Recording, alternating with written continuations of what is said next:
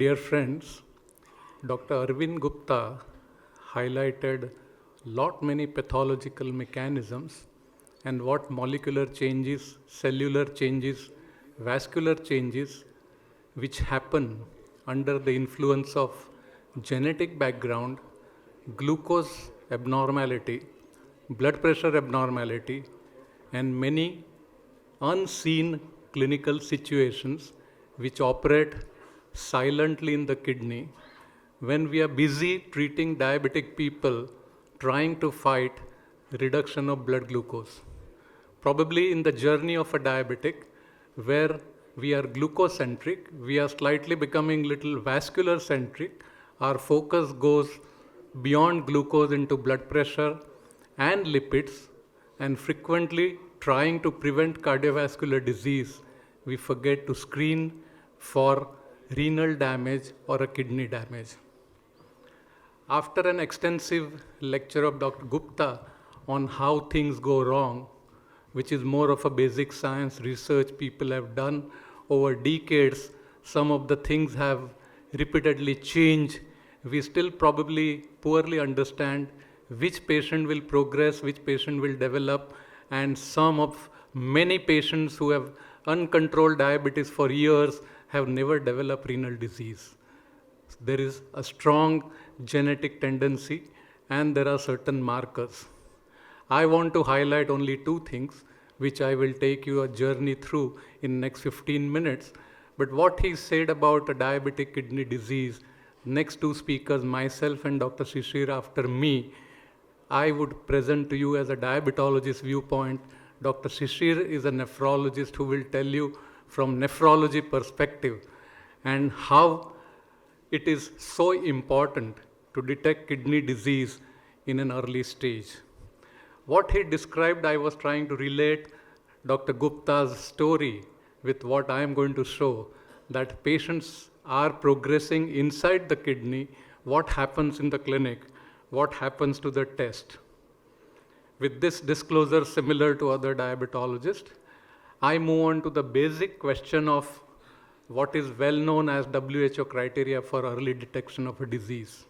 In recent times, a screening for a breast cancer and a prostate cancer, two most commonly done tests of mammography and PSA having been questioned. Do they really are necessary? Do they make a difference? But as far as a renal disease screening is concerned, in a diabetic patients, most of these criteria are being met, and a chronic kidney disease, the word sounds little too impactful in terms of a chronic kidney disease. I am not referring to all kind of stages. During the talk, it will get highlighted that we are looking at a progression of a disease in which there is a slow micro leak of an albumin which slowly progresses on one side, and on another side with a normal GFR which is falling from 100, and a very, very early kidney disease. Though the terminology still remains as a CKD, or I would rather use a word called DKD, diabetic kidney disease, slightly a more appropriate term. And as far as the rationale is concerned, I would try to focus on prevention of complication and progression of a disease. When we are trying to manage a glucose, we could do something slight extra in order to have preventing a progression of worsening of GFR. In the past, we called this doubling of creatinine. But when creatinine doubles, it's too late to do something serious. So we would try to avoid that kind of a word. So my focus would be, why should we identify an early kidney damage? And at that point, if we really offer an aggressive treatment, a strategy which is designed to prevent the progression of worsening of GFR and a reduction in albumin excretion in urine, probably we could be doing better for the patients. And let's have a look at an association. CKD is an independent cause of cardiovascular disease. If you see at the bottom, GFR of 30 is associated here, it is 0.4, with a cardiovascular disease risk of 40%. This is unadjusted for all other cardiovascular disease factors which are in the same patient population, compared to a 15% at a normal GFR. Even after adjustment, the risk still remains for cardiovascular disease much higher, as shown in this 10 years old paper in Circulation. Here I plot in front of you two things. On the left, you have a GFR plotted on x-axis. eGFR on the right side is a normal eGFR, and as it declines, it's moving on this side. On the right part of a slide, you would see an albumin excretion rate.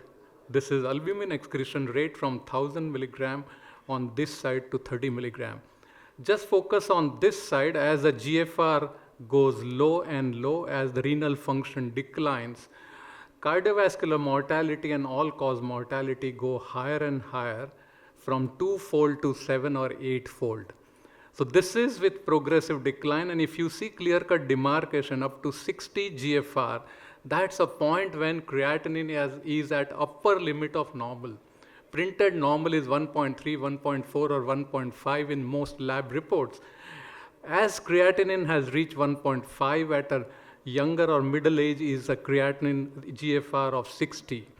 And we all know how we calculate eGFR by a couple of formulas, but the most suggested formula is not Cockcroft or MDRD. There could be a debate on to which one to select, but we in Kidney Protection Group recommend that EPI, eGFR calculated by AP formula, will tell you that as creatinine goes higher than 1.5 towards 2, we are moving from 60 towards 45. And that stage, we call it stage 3A and 3B. For me as a diabetologist in my clinic, my aggression is to prevent from 60 to 30. That's a progress of a kidney disease stage 3A and 3B to 4. If you look at CVD mortality in chronic kidney disease, again eGFR, this is a recent review in a Lancet paper 2013, and you can see here this is at 60, 65 eGFR, and mortality going higher to 3-fold at 15 GFR. Our end-stage renal disease label is at GFR of 15. On this side, increase in albumin excretion is also associated with increased CVD mortality. If you look at a loss of life expectancy over different stages of eGFR, you could see here at age 30 with eGFR rate change from stage 3A and 3B and a patient progressing to stage 4 and 5, you can see the risk of loss of life is 1.3 years, suddenly becoming 7 years, 12 years, and 16 years. This is what is being shown on this side in relation to GFR. This is 16 years, this is 12, this is 7, and at a younger age. If your patient is in the middle, still runs a reasonably high risk of loss of life. On the right side, you have similar relationship between albumin excretion and the loss of life. As you can see here, the relation is slightly less impactful as you see in eGFR 2.3 and 10 years. Both the things have an impact on loss of life and cardiovascular mortality. And I am trying to highlight that it's not only eGFR which is important or albumin excretion which is important. Both are to be seen simultaneously and both have a relevance. Many times, patients, when he is progressing in decline in eGFR, that is CKD, being progressing, does not reach an end-stage renal disease stage 5, does not reach a stage of hemodialysis because he has already suffered from cardiovascular disease when he is progressing in stage 3 and 4. So it's important to protect him from a cardiovascular disease with your strategy being implemented in a stage 2. And this is what is quite a revealing fact, that it progresses silently. Almost 25% of this CKD patients have never seen a nephrologist when they reach a dialysis center. So there could be a good so-called an aggressive strategy being administered by renal inclined diabetologist or by a nephrologist who could probably change the picture with a different kind of strategy. This is a recent Lancet paper, which is of course slightly difficult to read for you. This is an early CKD. This is mild to moderate with eGFR, as I said, a stage 3. I call it 60 to 30, the impactful years what you should have. And this is a severe end-stage renal disease. And you have on this side all risk factors listed here. When patient would progress from non-visible kidney damage towards further kidney damage, and these are sort of a complications which will take the patient into further worsening of renal disease. There are overlapping risk factors for both kidney disease and cardiovascular disease. So your treatment should focus on both together. As it is listed on the left, you have a traditional risk factor of hypertension, LDL, low HDL, smoking, and all these are traditional cardiovascular risk factors. We are busy looking at this, but as patient progresses into stage 3 and beyond, we have an additional risk factor or a risk markers. You can see that albumin excretion is associated, homocysteine, lipid abnormality, which is slightly different here.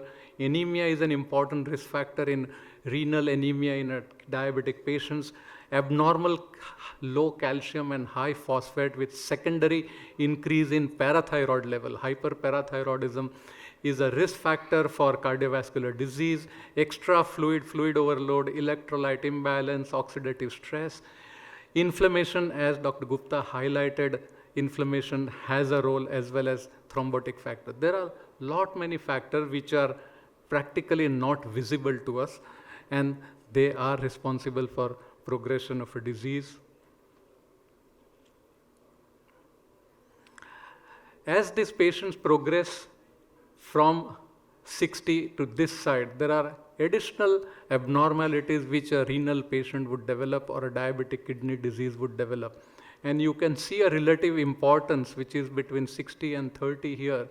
Unable to walk, so low fitness level, low calcium, low hemoglobin, serum albumin is low because of a high protein excretion in the urine, and elevated phosphate beyond 4.5. They are all in different colors. They have hardly any role to play between 60 and 90, but they start playing role from 60 to 30, and they are extremely important, especially low fitness at this stage and a calcium in patients who are below 30. These are closer to end-stage renal disease patients. So these are complications of renal disease which has an impact on adverse outcome. Now if you see the relationship between outcome, low GFR and proteinuria, and you can see here the outcomes were twice as frequent with high GFR, meaning an adequate normal looking creatinine, but high protein excretion. So you have a patient with albumin plus but a normal creatinine has more adverse outcome than a patient with abnormal creatinine but lesser degree of proteinuria. So it is high proteinuria also an adverse outcome, but low proteinuria with low GFR has still a bad outcome. So each one has an importance in terms of an outcome from a cardiovascular disease. As this is a traditional typical picture which is shown from incipient nephropathy, there is a decline in GFR which is very drastic at somewhere what Dr. Gupta's slide of natural history of a disease, I recall between 5 and 10 years and 5 and 13 years. That's a time of intervention between 5 to 10 years in our hand. This is what is that 10 to 15 years when GFR is declining and albumin level is increasing, when silently the disease is progressing. As it is mentioned here, higher levels will progress to proteinuria. And there is a need to improve glucose control and blood pressure control slightly differently than what is being done to common patient population, as well as progress in increase in urine albumin and followed by decline in GFR is a sign of significant kidney damage. Looking at albumin excretion rate and GFR, they were earlier believed to be two separate entities, but different patients have different characteristics. So there is a different performance or different behavior in terms of what a patient will have. Some patients will have a rapid decline in GFR, and there are terminology of a certain drop, uncertain drop, which will tell us between two short consecutive measurements whether patient had significant decline or not. If there is decline in GFR, suddenly more than 10 or more than 25%, then you would know that patient is behaving badly and will progress to end-stage renal disease faster. At that stage, you have to identify and also take care when you are treating or subjecting these patients to contrast procedures, patients suffering from dengue or malaria, or patient landing up in an orthopedic clinic who delivers too many non-steroidal anti-inflammatory agents. So there are many other associated issues or clinical conditions which would deteriorate patients' GFR. On the left, you have worsening of albumin excretion into normoalbuminuric, microalbuminuric, and macroalbuminuric. So patient starts from normal stage to micro. Micro is not only considered as marker of a renal disease, but it's a marker of vascular inflammation, endothelial dysfunction, and it's also a marker of a future cardiovascular disease. So both microalbuminuria indicates future cardiovascular and renal disease. If you look at urinary albumin excretion and eGFR relationship, you will see that there is at any given level of albumin excretion or any level of eGFR starting from 90 and worsening downwards, higher albumin excretion is associated with higher cardiovascular event rate. So irrespective of a low normal looking GFR, higher albumin is associated with higher cardiovascular risk. This is faster decline in eGFR you could predict based on the higher proteinuria. And you can have mean albumin excretion being estimated, and as proteinuria is increasing, whether your therapy is working or not, from 1000 milligram to 3000 milligram, and you can see that there could be a rapid decline in GFR per year from, on an average with the best therapy of 2 to 3 has moved to 8 to 10. So to have a best treatment being delivered would prevent worsening of eGFR by only 2 points per year. And that is where an optimal management of kidney disease would be required. For that, you need to have an early screening and an early intervention. As this is shown in this paper, that progression of renal disease could be prevented in terms of worsening of eGFR over the years with an intensive treatment. It is also showed in many other studies between 10 years and 20 years, an effective treatment would prevent worsening. This is the same therapy which will also prevent future risk of a cardiovascular disease. As you see, this is a screening and detection period when an eGFR is normal and albumin excretion is negative, no microalbuminuria. This is the stage when you have slightly worsening of eGFR and albumin excretion going higher into an abnormal. So you have only this much period to carry out an intervention. So in short, you will offer an intensive treatment for blood pressure, lipid management, stop smoking, intensive glycemic control, and all the interventions to minimize proteinuria. Finally, the purpose of our KPG group is to have significant focus on chronic kidney disease in diabetes, have an early preventive care by taking a patient's medical history and employing the proper strategies of treatment. Finally, increased albuminuria. Microalbuminuria is defined as albumin creatinine ratio of 30 to 300 milligram per gram, and more than 300 is now called as macroalbuminuria. So we have only two categories of micro and macro with a cutoff at 300 point. Only thing to keep in mind that sometimes microalbuminuria could be false positive, and so you need to repeat a sample. So this is a checklist. When should we start screening the patient? At the time of diagnosis. How frequently we should check? Every year. Which formula to use to calculate eGFR based on creatinine? You can use Cockcroft, MDRD, or CKD-AP equation. and you have all of them available on a smartphone apps. Which formula to use for albumin, urinary albumin? Measure albumin creatinine ratio in a spot sample. There is no need to carry out 24-hour sample. And in our country, this would be cost effective. I would conclude that both are equally important, albumin excretion and EGFR. As the time is over, this was the last slide. We'll take the questions at the end of all the 4 talks. Thank you for patient hearing.